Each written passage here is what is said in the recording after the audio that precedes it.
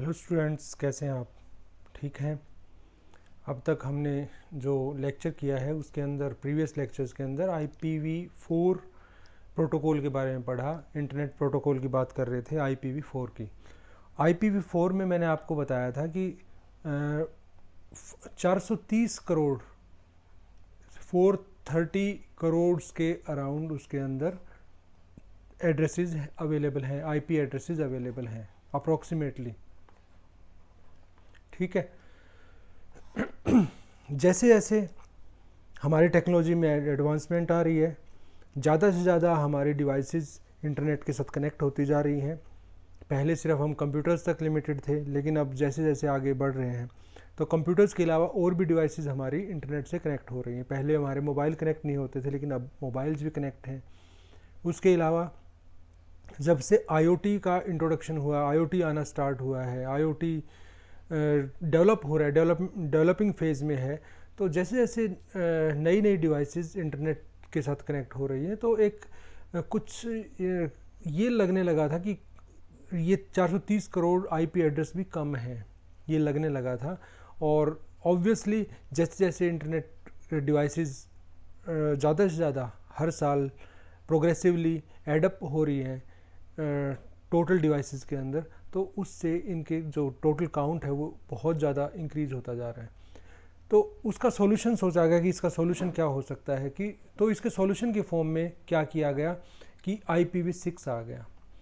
IPv6 IPv4 से बहुत ज़्यादा नंबर ऑफ़ यूज़र्स को हैंडल कर सकता है। कितना ज़्यादा हैंडल कर सकता है, अब ये बात आती है 2 raise to power 128, 2 raise to power 128। तो पहले कितना था? पहले था 32। ठीक है, तो 2 रेज़ टू पावर 32 पहले था, और अब है 2 रेज़ टू पावर 128। तो आप ये देख सकते हो कि अब कितनी पावर है।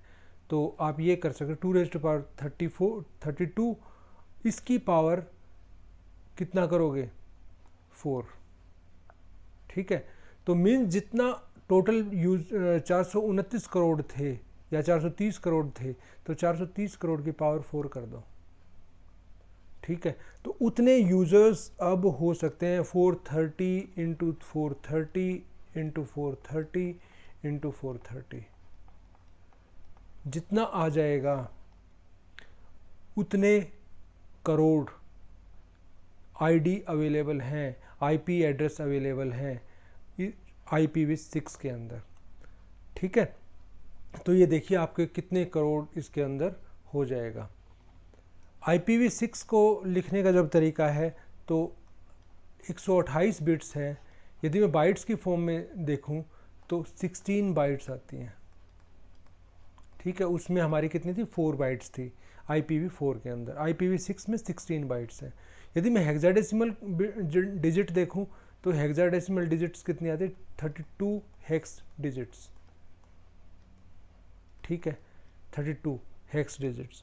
उसके अंदर हमारा डिजिटल के डेसिमल नंबर सिस्टम यूज़ होता था, इसके अंदर हमारा हेक्साडेसिमल नंबर सिस्टम यूज़ होता है। तो यहाँ क्या है? ये यहाँ देखिए, यहाँ पे ये बाइनरी के अंदर दिए हुए हैं। बाइनरी का यदि मैं 4 डिजिट अलग अलग कर लूँ, ये 4, ये 4, ये 4 और ये 4, तो ये जो 4 डिजिट है ये F को रिप्रेजेंट करता है, ये जो 4 डिजिट है ये D को रिप्रेजेंट करते हैं। यदि मैं हेक्साडेसिमल में चलूँ तो ये जो 4 हैं ये E को रिप्रेजेंट करते हैं, और ये जो 4 हैं ये किसको रिप्रेजेंट करते हैं? ये C को रिप्रेजेंट करते हैं। ठीक है, तो ये इस तरीके से लिखा जाता है। ये जो पूरा कोड है ये हेक्साडेसिमल के अंदर कन्वर्ट करके यहाँ लिख दिया जाएगा। आगे बढ़ते हैं। देखिए, ये यहाँ पे मैंने कोड लिख दिया, और उसके बाद एक शॉर्टकट तरीका है, एब्रीवेटेड फॉर्म है। एब्रीवेशन में कैसे लिखा जाता है? यहाँ पे आपके कंटिन्यूसली यदि 3 प्लेसेस ऐसे हों जहाँ पर ऑल टर्म्स आर ज़ीरो, यहाँ पे ऑल टर्म्स आर ज़ीरो, यहाँ पर all terms are zero, means all hexadecimal, यहाँ पे जो डिजिट्स हैं हेक्साडेसिमल डिजिट वो ज़ीरो हैं, यहाँ पर भी ज़ीरो हैं, यहाँ पर भी ज़ीरो हैं। ठीक है, तो क्या होगा?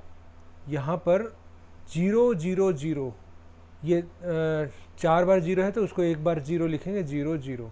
ठीक है। तो यहाँ पर 00 लिखने की बजाय इसको सीधा 74 लिखेंगे, ठीक है। यहाँ पर 00 आ रही है तो इसको 000, जहाँ कंटिन्यूसली 3 0 आ गई तो उसको रिप्रेजेंट करने का तरीका क्या है कि आप 2 कॉलन से उसको रिप्रेजेंट कर दो और उसके इन बिटवीन ऑटोमेटिकली अंडरस्टूड है कि यहाँ पर 3 0 आए हुए हैं।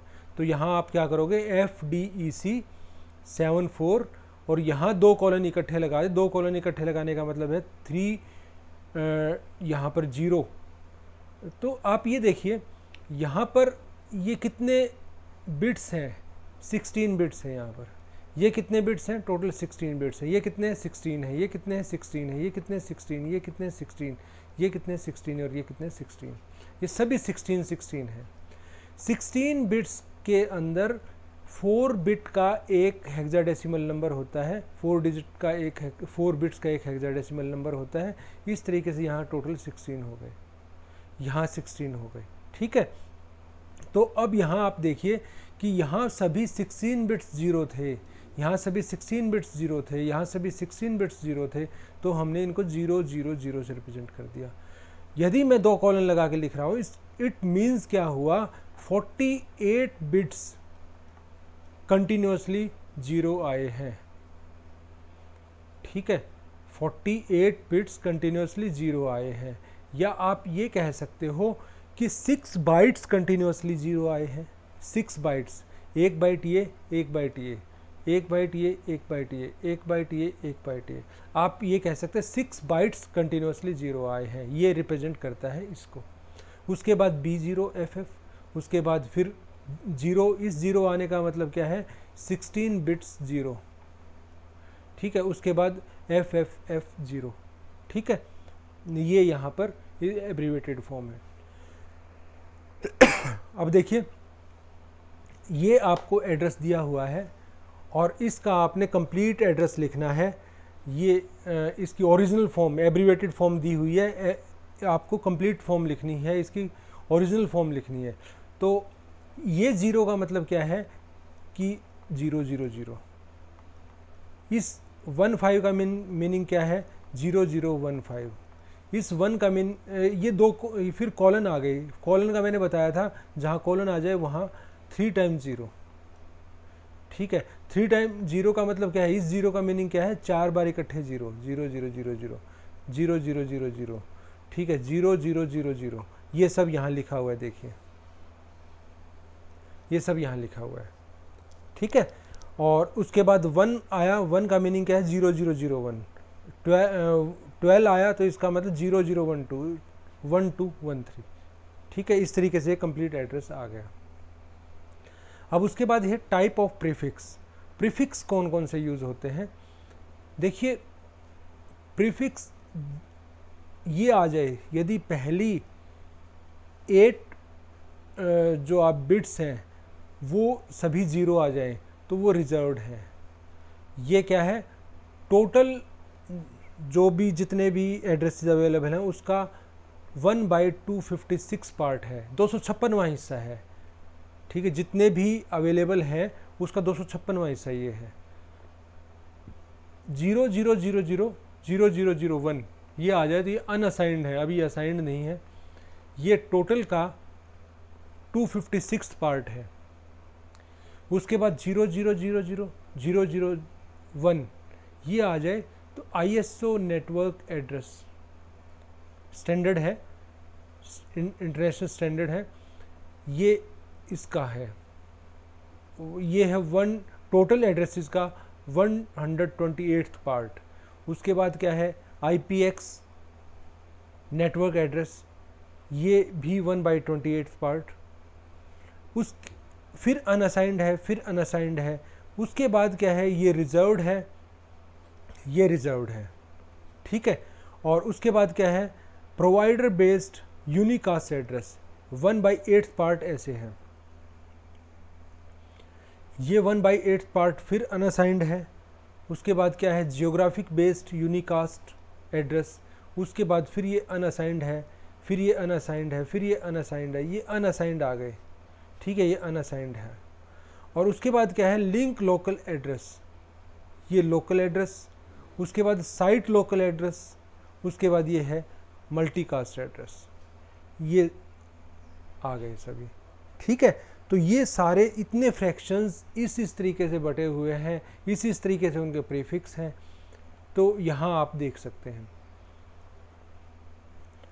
Prefix of provider based unicast address. Provider based unicast address की बात करेंगे। यूनिकास्ट में बता चुका हूँ, जहाँ पर आपको सिंगल यूज़र से हैंडल करते हो, ब्रॉडकास्ट नहीं होता। Multi users means multiple users को सेम डाटा आप नहीं भेज रहे, अलग उनको इंडिविजुअली हैंडल कर रहे हो, इंडिविजुअली कंसिडर कर रहे हो। हर एक सब्सक्राइबर बोल लो या हर एक होस्ट को बोल लो। यदि मल्टीपल होस्ट को आप सिंगल सेम चीज़ ट्रांसमिट करते हो तो उसको मल्टीकास्ट बोलते हो। और यदि जितने नेटवर्क पे जितने पर्टिकुलर नेटवर्क पर सभी यूज़र्स हैं, होस्ट हैं, उन सभी को आप सेम चीज़ ट्रांसमिट कर रहे हो तो इट मीन्स वो ब्रॉडकास्ट है। तो यहाँ जो ये है सर्विस प्रोवाइडर के आईडीज़ हैं, ये स्टैंडर्ड हैं कुछ, ये आप देख सकते हो। ये हेडर है 8 बिट का, ये प्रोवाइडर आइडेंटिफायर है, उसके बाद सब्सक्राइबर आइडेंटिफायर है, सबनेट आइडेंटिफायर है, फिर नोड आइडेंटिफायर है। इस तरीके से ये यहाँ पर डिस्क्राइब्ड है। ये आप एरिया कोड मिलेंगे आप कुछ, ये देखिए ये रशिया के लिए है, अमेरिका के लिए है, इस टाइप में ये डिफरेंट कंट्रीज़ के लिए, डिफरेंट रीजन्स के लिए ये कोड डिफाइंड होते हैं। उसके बाद है मल्टीकास्ट एड्रेस इन IPv6। उसके अंदर क्या है देखिए, शुरू में 8 बिट्स हैं, वो आपको बता दी थी, हेडर है। उसके बाद जो है वो फ्लैग है, उसके बाद जो है वो स्कोप है, मीन्स वो रिजर्व्ड है या नोड लोकल है या लिंक लोकल है या साइट लोकल है या ऑर्गेनाइजेशनल है या ग्लोबल है या रिजर्व्ड है। ये किससे रिप्रेजेंट होगा, ये 4 बिट्स हैं वो इसको रिप्रेजेंट करेंगे। 4 बिट्स इस चीज़ के लिए रिजर्व्ड है और 112 बिट्स जो है वो बाकी बच गई जो आपके ग्रुप आईडी को रिप्रेजेंट करेगी। उसके बाद देखिए रिजर्व्ड एड्रेस इन IPv6। अब ये हेडर है 120 बिट्स, ये ऑल जीरोज हैं, ये अनस्पेसिफाइड है। ये हेडर है और इसके अंदर 120 बिट्स, टोटल 128 होती है ना, तो 120 बिट्स हैं। ये लूप बैक को शो करती है, लास्ट वाला 1 है। उसके बाद ये 0 और ये क्या है, कंपैटिबल को शो करती है, मीन्स 32 बिट्स IPv4 यूज़ करता है, तो ये कंपैटिबिलिटी मोड है। मीन्स 128 में से क्या होगा, सिर्फ 32 बिट्स यदि आपकी यूज़ हो रही है तो ये IPv4 से कंपैटिबिलिटी मोड में चल रहा है फिर ये। और जब मैं इनको ऑल 1 रखता हूँ और यहाँ फिर IPv4 एड्रेस रखता हूँ तो ये मैप्ड है, मैप्ड फॉर्म में वर्क करता है। उसके बाद क्या है, लोकल एड्रेस की बात हम करते हैं तो 70 बिट्स यहाँ ऑल जीरोज हो जाएंगी। ये 48 बिट्स हैं, नोड्स के एड्रेस दिखाते हैं। डिफरेंट नोड्स की हम बात करते हैं तो नोड्स के एड्रेस दिखाते हैं। और यहाँ 38 बिट्स ऑल जीरोज हम कर देंगे। यहाँ पर ये डिफरेंट देखिए, ये 10 बिट्स अलग अलग हैं, यहाँ डिफरेंट है, यहाँ डिफरेंट है। तो ये हेडर डिफाइन करता है कि हम किस मोड में अब काम कर रहे हैं, साइट लोकल में कर रहे हैं या लिंक लोकल में कर रहे हैं, तो वो चीज़ वहाँ से डिफाइन होती है। यहाँ 32 बिट्स हैं, ये सबनेट एड्रेस है। 48 बिट्स आपका नोड एड्रेस रिप्रेजेंट करता है। ठीक है, ये हमने IPv6 का कुछ बेसिक इंट्रोडक्शन पढ़ा।